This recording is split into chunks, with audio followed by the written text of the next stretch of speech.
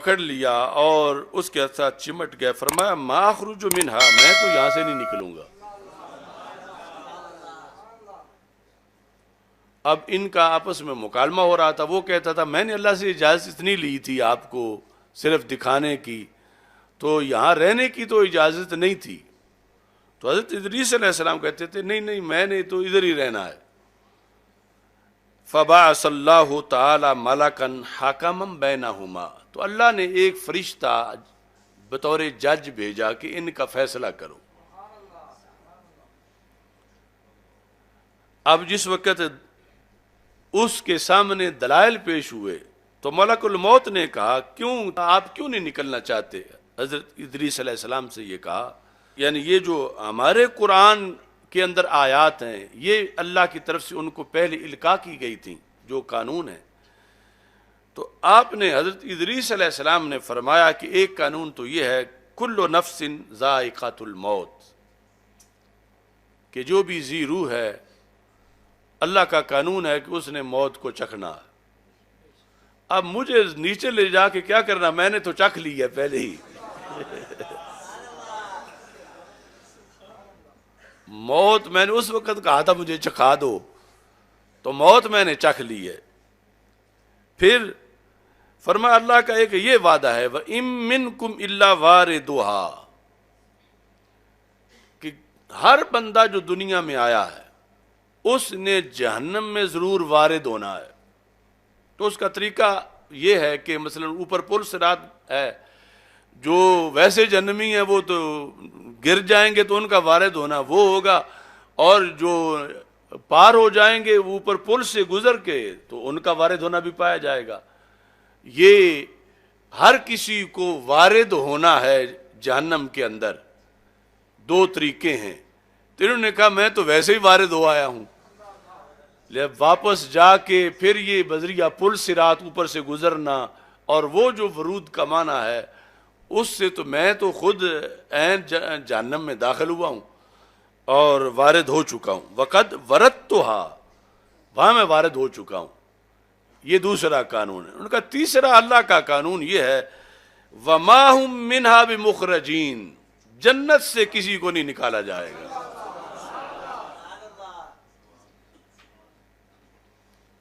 تو کیوں مجھے نکالا جا رہا ہے جبکہ اللہ کا قانون ہے فلست اخرج، میں نہیں نکلوں گا، یعنی یہ قانونی قوت ہے میرے پاس.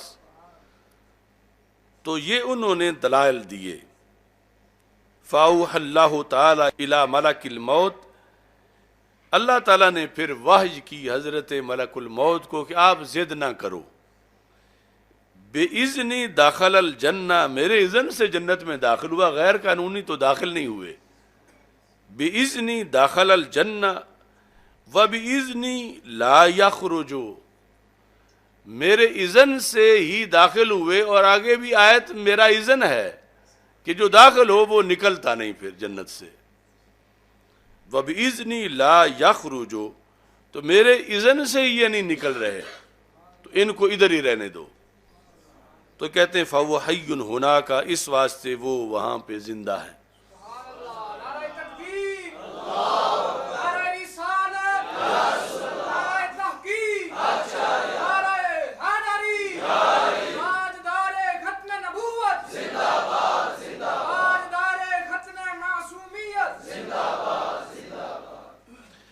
اب یہاں پر ایک سبب جو دوسرا بھی بہت سی تفاسیر میں بیان کیا گیا، لیکن اس کے لحاظ سے چونکہ اس میں ابن عباس رضی اللہ تعالیٰ عنہ حضرت کعب احبار سے روایت کرتے ہیں، تو جو اسرائیلی ہونے کا قول ہے کہ وہ اسرائیلی روایات میں تذکرہ ہے وہ اس کے لحاظ سے ہے.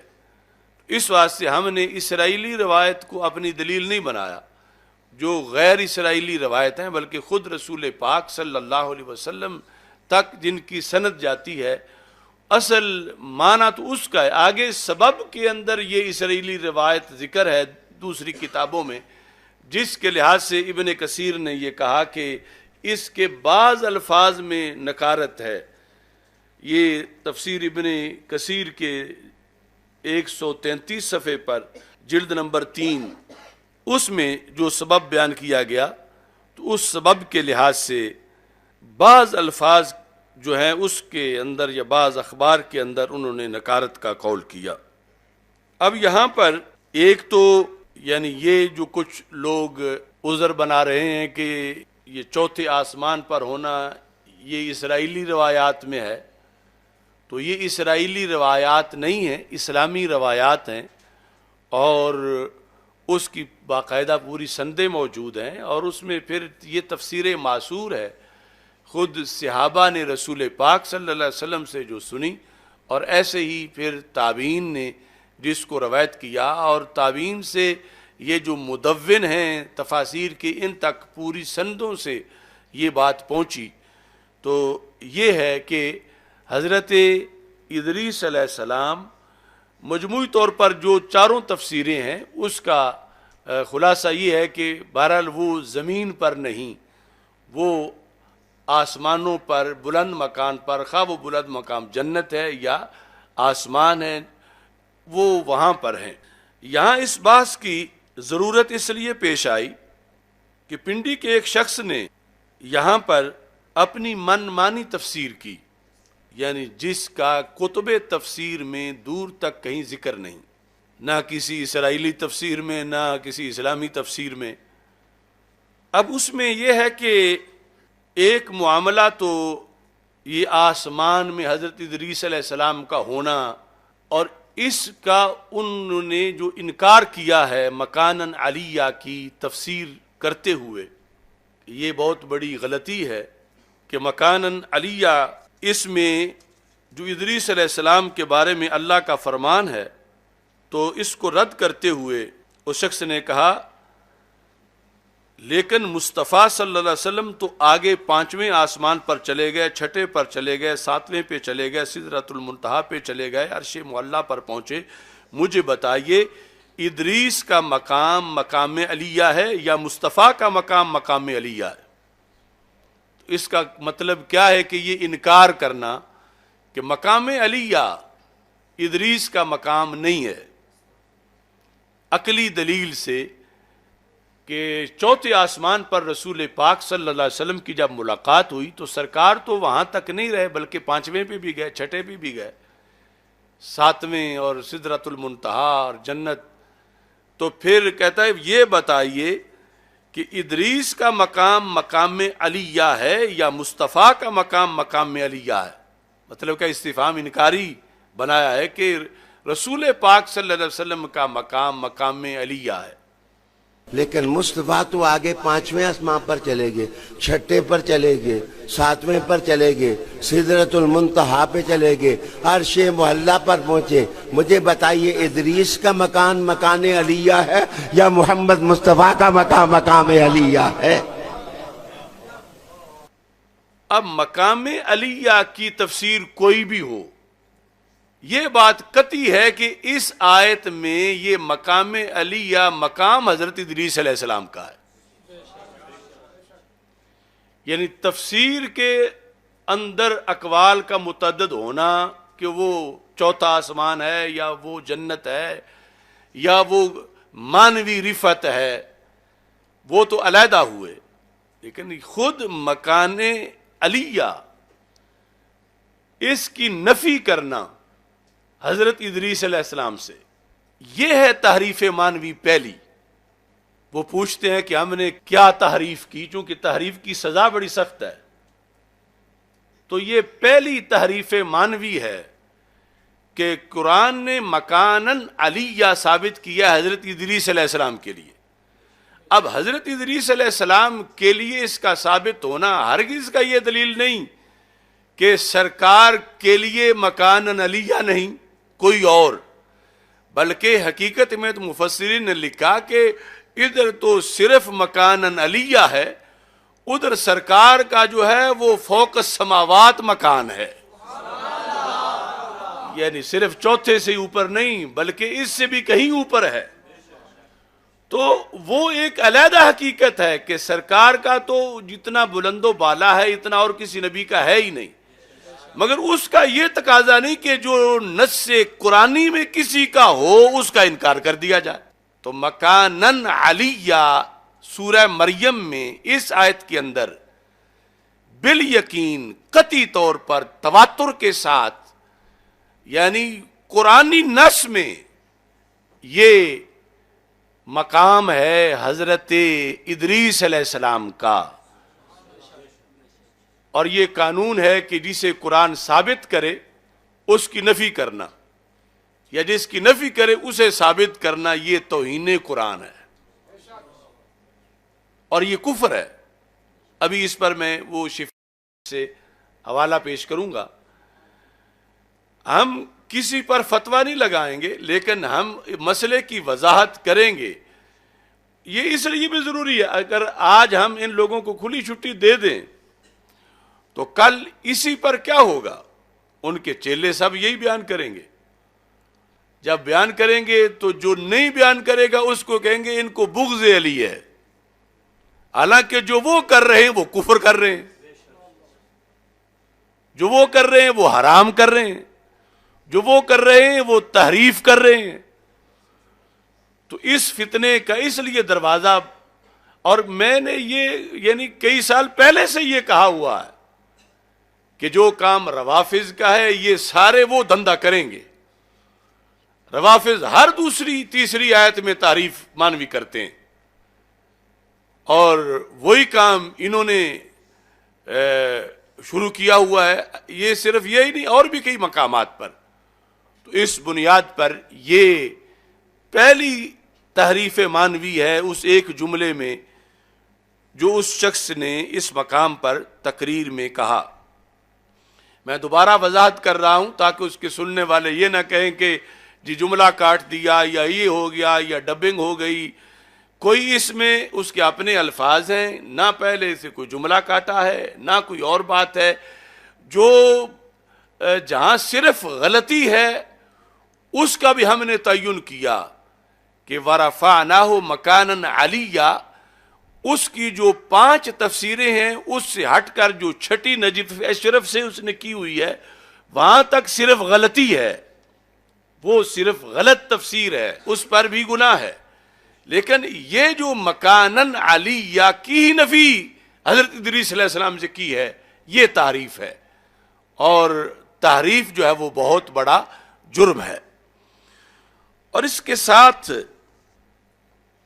دوسرا یہ ہے کہ ادریس علیہ السلام کا مزار ادھر ہی ہے جدھر نجف اشرف شریف میں علی کا مزار ہے۔ یہ جملے ہیں اس شخص کے، جدھر نجف اشرف میں علی کا مزار ہے رضی اللہ تعالیٰ عنہ۔ اور کتابیں پڑھیں، اب تھوڑا سا مزہ لیں۔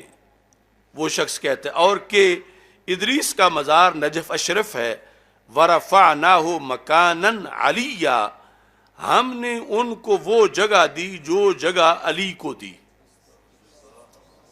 اللہ کا کرنا، ادریس علیہ السلام کا مزار ادھر ہی ہے جدھر نجف اشرف شریف میں علی کا مزار ہے۔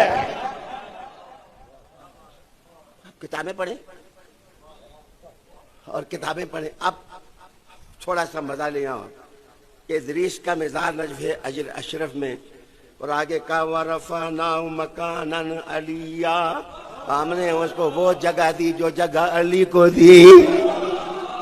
ان میں کوئی ڈبنگ نہیں، نہ یہ ہے کہ ماقبل سے کوئی ربط نہ ہو یا کاٹ کے لفظ جوڑ دیے گئے ہوں۔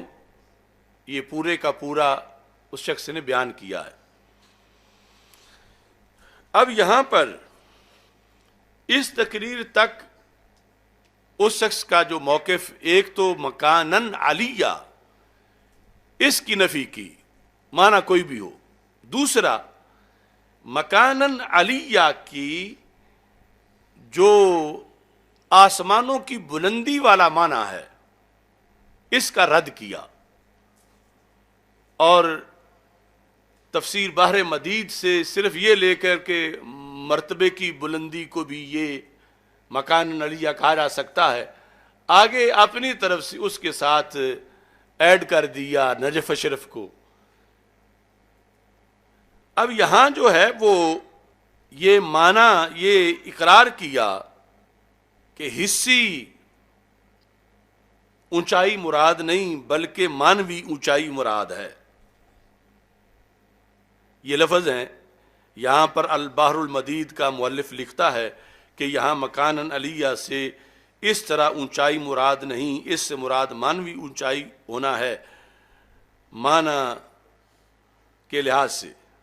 اب جس وقت یہ بات نکلی تو پھر فوراً انہوں نے اس کو تعویل اس کی نہ ہاتھ باغ پر ہے نہ پا ہے رکاب میں. تو پھر کبھی ادھر ٹکر ماری کبھی ادھر ٹکر ماری اور تعویل کی جلدی میں اپنے ہی گفتگو کے بالکل خلاف تعویل کی، اور دونوں باتوں میں تعارض لازم آ گیا. وضاحتی کلپ میں کہا کہ جو آسمان پر ہیں وہ آسمان پر ہی نہیں رہیں گے، بات کا بتنگڑ بنانے والوں وہ نیچے بھی اتریں گے. جو آسمان پر ہیں وہ آسمان پر ہی نہیں رہیں گے، بات کا بتنگڑ بنانے والوں وہ نیچے بھی اتریں گے.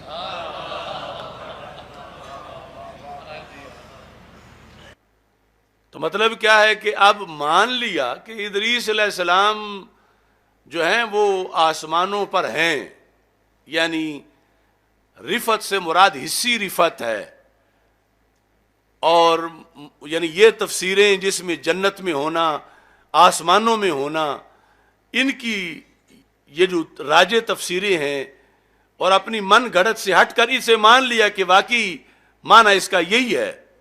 لیکن آگے کہا کہ جس نے آسمانوں پہ ہونا ہے اس نے اترنا بھی ہے. تو اترنا بھی ہے کا مطلب کیا ہے کہ جب اتریں گے تو پھر ان کا مزار کوفہ میں ہوگا، نجف شریف میں ہوگا. اترنے کے بعد اب چڑھنا آسمانوں پر ہونا اس وقت یہ مان لیا.